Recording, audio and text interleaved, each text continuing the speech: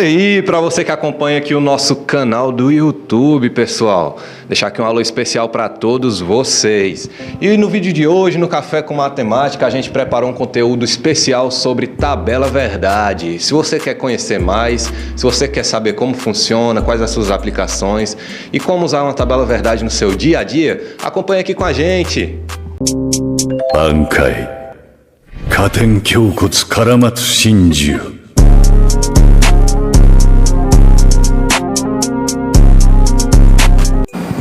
Muito bem, vamos começar o conteúdo agora e já fica aquele questionamento. O que é uma tabela verdade? A gente vai explicar isso nesse vídeo e no segundo vídeo, que a gente está fazendo uma série de vídeos sobre esse conteúdo, vão ser 2 vídeos, cada um de 15 minutos no mínimo, tá bom, pessoal? Que a gente vai explicar em um vídeo, no caso esse, a teoria do conteúdo sobre tabela verdade, e no segundo vídeo a gente estuda um pouco sobre como funciona, vê alguns exemplos, tá certo? E vamos dar início ao questionamento que eu falei, o que é uma tabela verdade? A tabela verdade ou tabela de verdade é uma ferramenta de natureza matemática muito utilizada no campo de raciocínio lógico, ou seja, é uma ferramenta que os matemáticos usam principalmente no campo de programação, que é muito usada em Python e JavaScript, que é para determinar se uma afirmação é verdadeira ou falsa. Aí, seu objetivo é verificar a validade lógica de uma proposição composta, um argumento formado por 2 ou mais proposições simples. A gente vai ver aqui no vídeo um conteúdo sobre como é formada a tabela, tá bom? Quais os cognitivos, quais as funções lógicas de cada um. Pronto, eu vou dar aqui um exemplo, que é João é alto e Maria é baixa. Mais um exemplo, Pedro é alto ou Joana é loira. Se Pedro é alto, então Joana é ruiva. Foram 3 exemplos que a gente vai ver já já.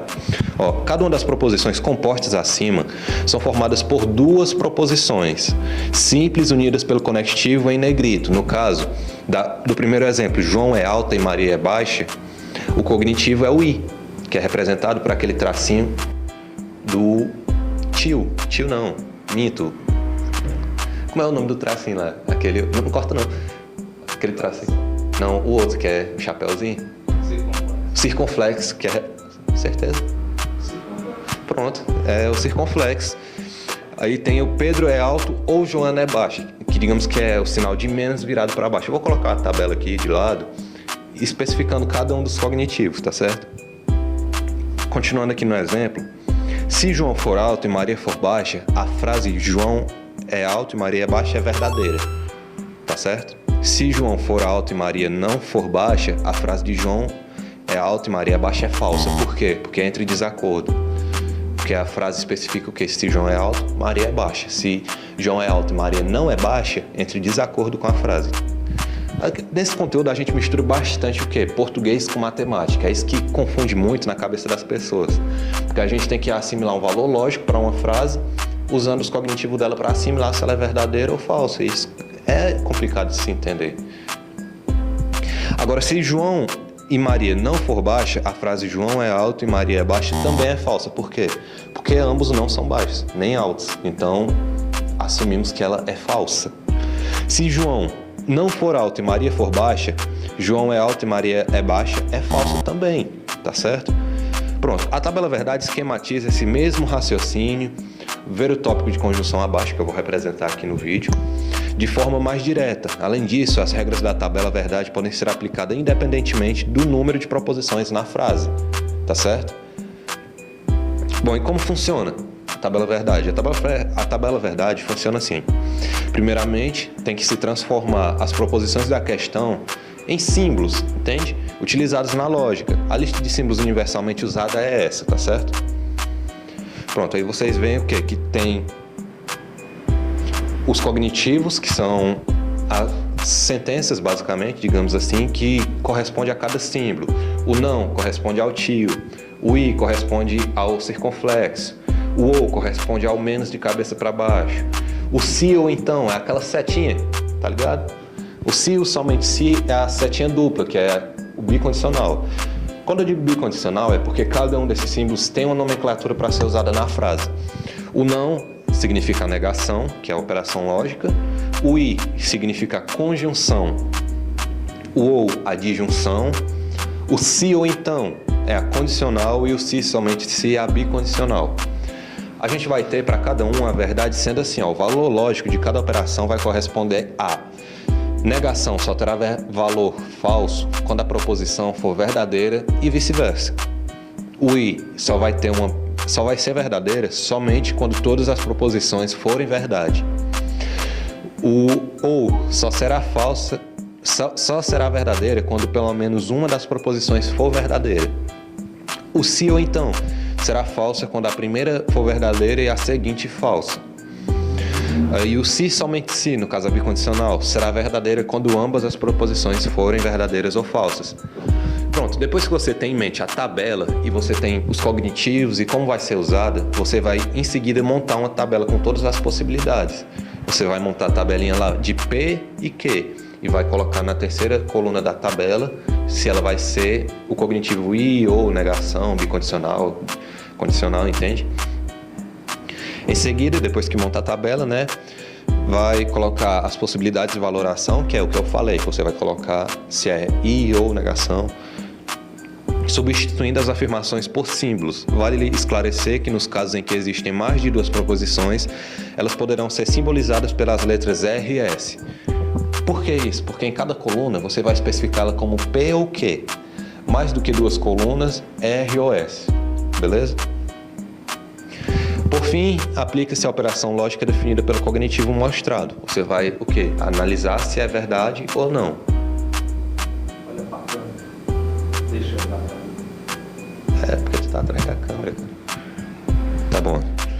Por fim, aplica-se a operação lógica definida pelo cognitivo mostrado, que é aquilo que eu falei. Você vai analisar se ela corresponde ao não, o i, o ou, então, se, somente se, que vai ter o símbolozinho. Você vai especificar entre P e Q um símbolo e vai determinar. Eu vou ensinar aqui no vídeo como é que determina se é verdadeiro ou falso. Vamos lá, por partes. Essas operações podem ser negação, conjunção, disjunção, tá bom. Vamos partir para a negação. Como que a gente identifica uma negação? A negação é simbolizada pelo tio, que eu falei, tá bom? Vou colocar de novo aqui a tabela para vocês relembrarem o conteúdo. E a operação lógica da negação é a mais simples. Você vai identificar ela facilmente, porque basicamente você vai estar negando uma frase e muitas das vezes já vai estar resumida no tio, como eu falei. E ela é muito simples e muitas vezes dispensa o uso da tabela verdade, segundo o mesmo exemplo. Se João é alto, que no caso representa P, dizer que João não é alto é negação de P, porque está negando o que está sendo afirmado. Então você já identificou se a operação lógica é negação. Aí você vai ter a tabela verdade para P e negação de P, que é basicamente o quê? Para cada tabela verdade, como só tem um operador lógico nessa situação, que é o P, você vai ter uma verdade e uma mentira para essa operação, concorda? Pronto, para cada verdade, você vai ter uma falsidade e uma verdade. Eu vou colocar aqui, tá bom? Conjunção. Como identificar uma conjunção? A conjunção é simbolizada pelo circunflexo, tá certo? Que é o exemplo. João é alto, Maria é baixa. Será simbolizado por P, primeira condição. João é alto, que é P. E segunda condição, Maria é baixa, que é Q. Para conseguir o operador lógico, você coloca P ou Q. Entende? É complicado, mas a gente vai pegando jeito com o tempo, tá certo? Tem a tabelinha aqui, que é para auxiliar vocês. E, ó, dois cognitivos. Na primeira, você viu que foram só um cognitivo. Na segunda, já são dois, que é P ou Q. O que a gente tem para P ou Q? Duas verdades e duas mentiras.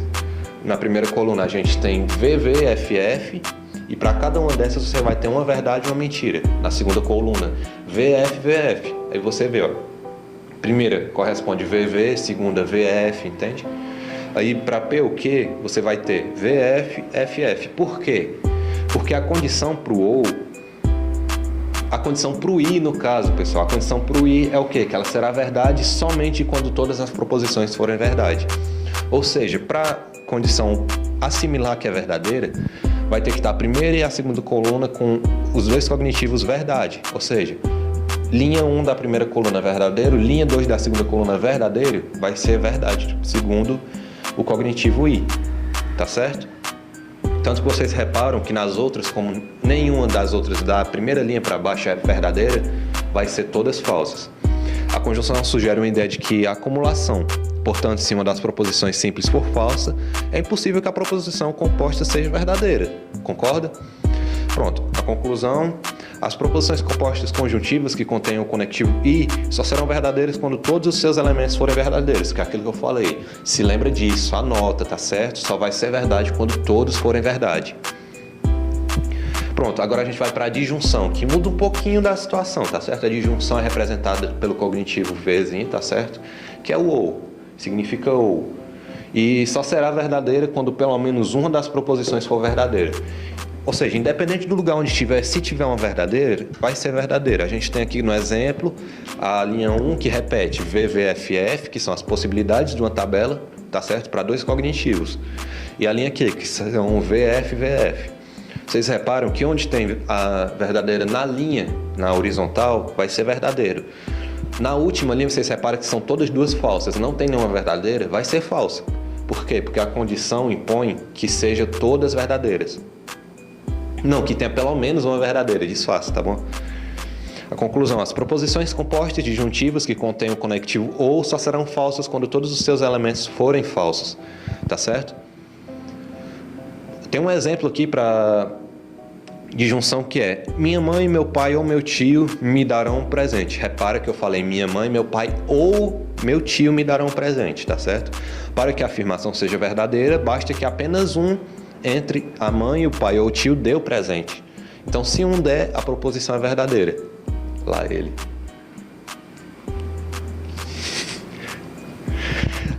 Agora a gente vai para o exemplo condicional, que é representado pelo se ou pelo então, tá certo? Novamente a tabelinha aqui de lado para auxiliar vocês. E a condicional é simbolizada pela setinha. Relembrando aqui, é expressa pelos conectivos se e então, que interligam as proposições simples em uma relação de casualidade. O exemplo: se Paulo é carioca, então ele é brasileiro. Então, condicionalmente, ele só vai ser brasileiro se ele for carioca. Ou vice-versa, ele só é carioca se for brasileiro. Tá certo? Então, se torna P, se, que. Entende? E a tabela verdade é essa que está aqui de lado. As condicionais possuem uma proposição antecedente e a outra consequente, separadas pelo conectivo então.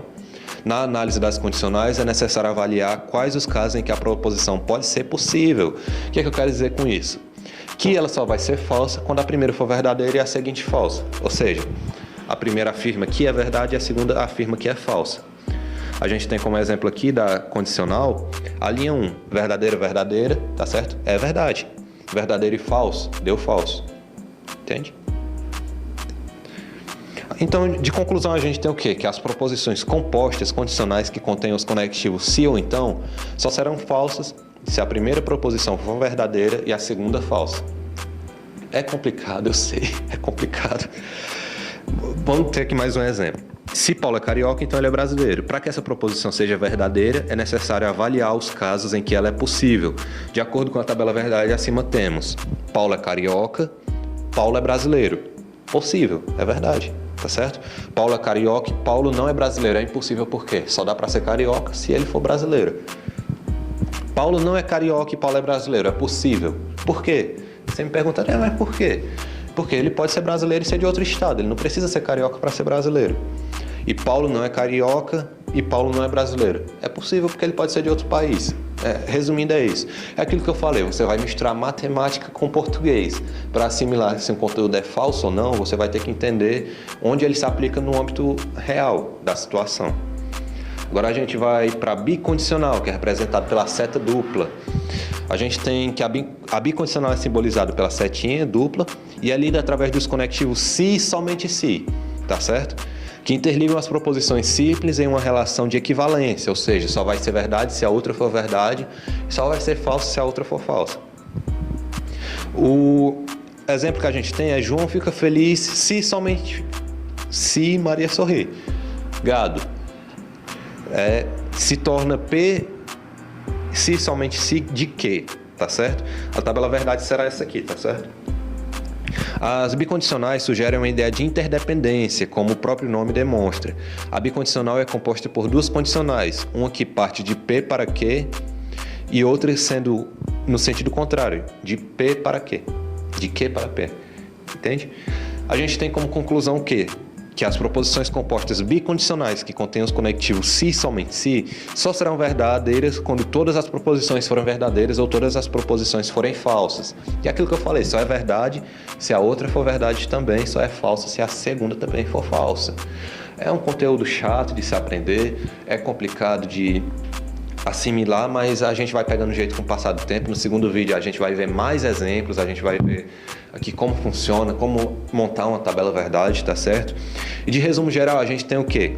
As proposições conjuntivas só serão verdadeiras quando todos os elementos forem verdadeiros. As disjuntivas só serão falsas quando todos forem falsos. As condicionais só serão falsas quando a primeira proposição for verdadeira e a segunda for falsa. E as bicondicionais só serão verdadeiras quando todos os elementos forem verdadeiros ou todos os elementos forem falsos. E é comum que os estudiosos da tabela verdade memorizem as conclusões de cada uma das operações. Por quê? Fica mais fácil de você decorar para utilizar numa programação, por exemplo. Você consegue ter um raciocínio mais rápido com os cognitivos e consegue assimilar uma frase que podia ser enorme num espaço menor, que facilita bastante o trabalho de um programador, de um lógico matemático. E é isso, a gente vai finalizando o vídeo por aqui. A gente continuou explicando até agora os conceitos de tabela verdade e como aplicar ela numa tabela. E no próximo vídeo a gente vai ver exemplos de como usar uma tabela verdade, como montar a tabela verdade. E é isso, eu queria agradecer o apoio do Marcelo, que está nos ajudando até agora. E vamos lá, pessoal, segunda parte.